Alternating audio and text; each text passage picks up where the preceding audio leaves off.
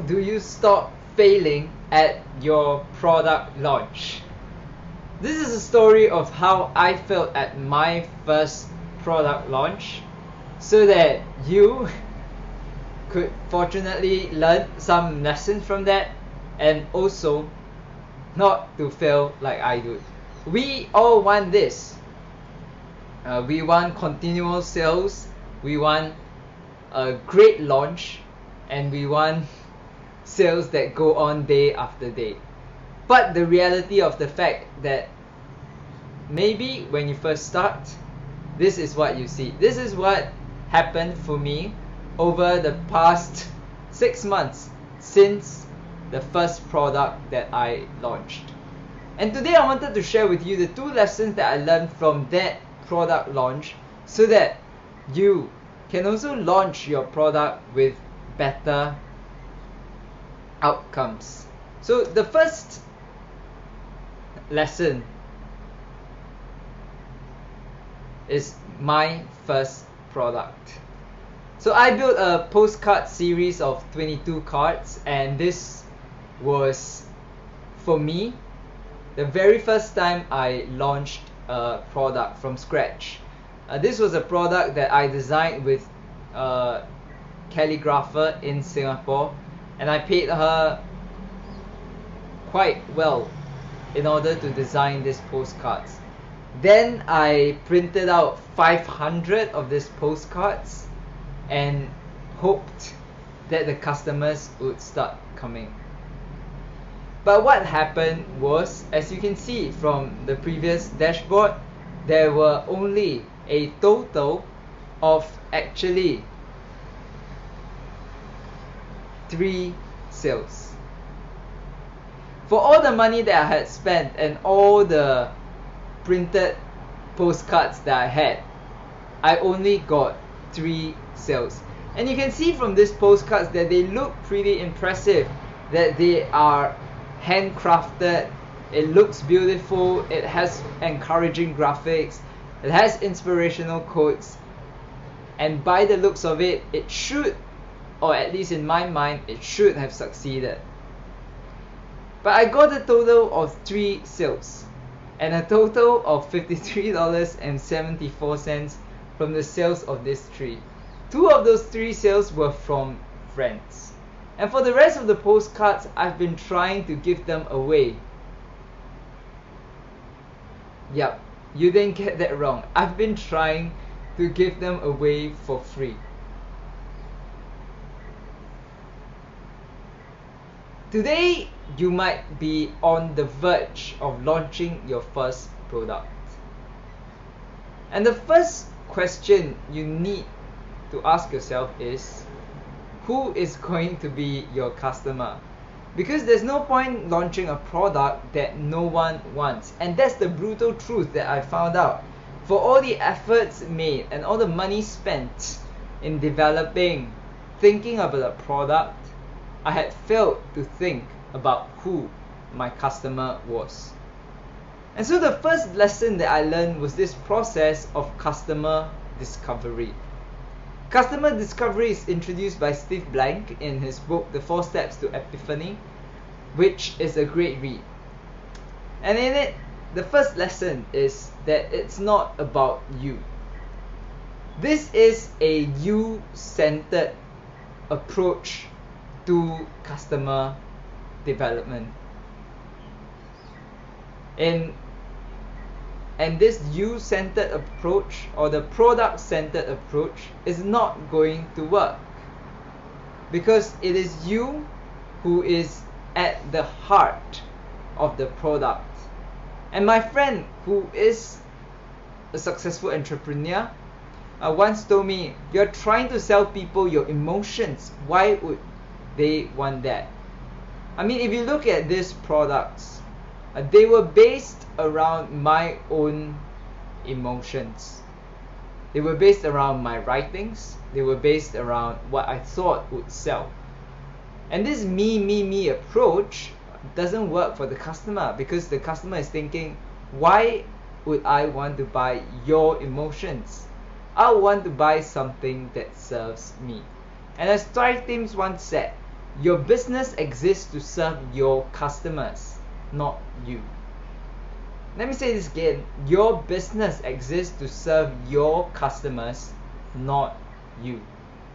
Today you might create a business for all sorts of reasons: financial freedom, money, prestige, fame, and that's all alright. Those are great motivations.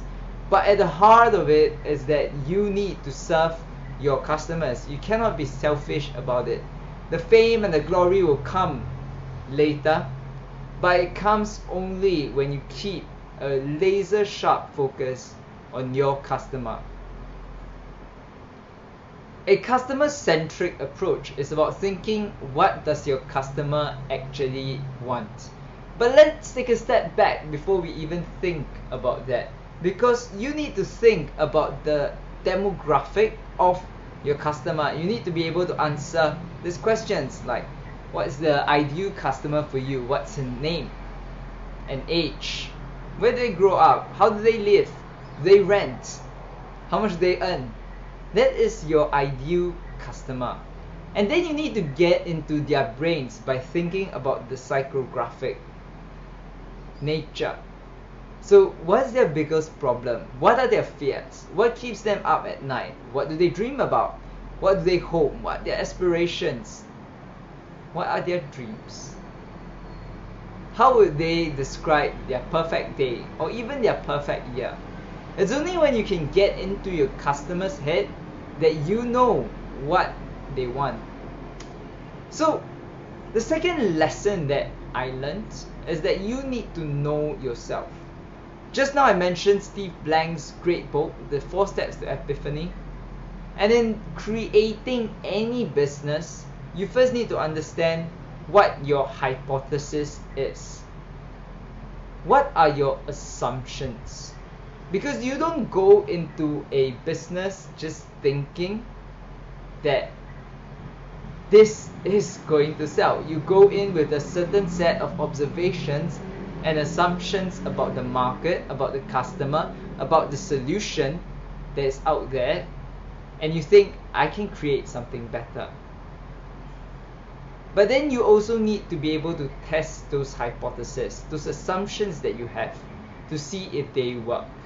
So in Steve Blank's book, he talks about how knowing your hypothesis is about understanding what are some hypotheses you have about the product, the customer, the channel and the pricing, the demand creation, the market type, and the competitive nature of the product that you are going to introduce.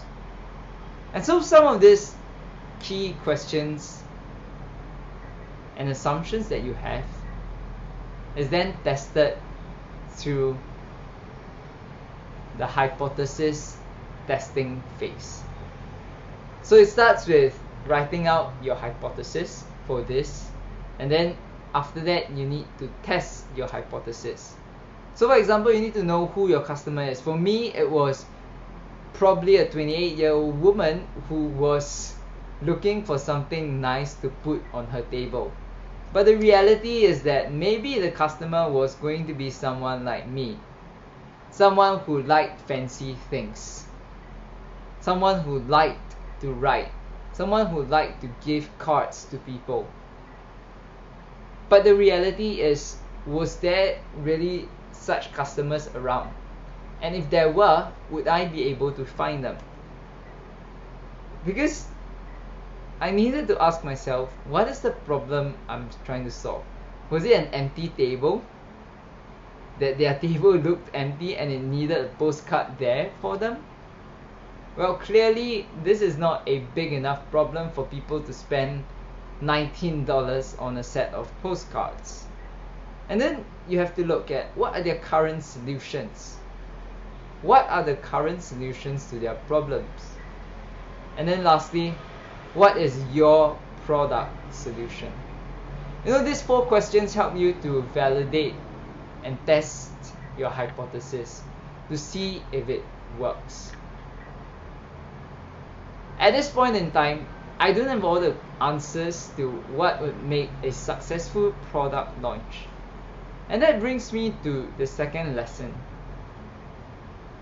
And being a better business person, it is about playing the long game. It's about realizing that this is a game where there are no prizes. If you are in it for external validation like fame and glory, you'll probably find it very difficult.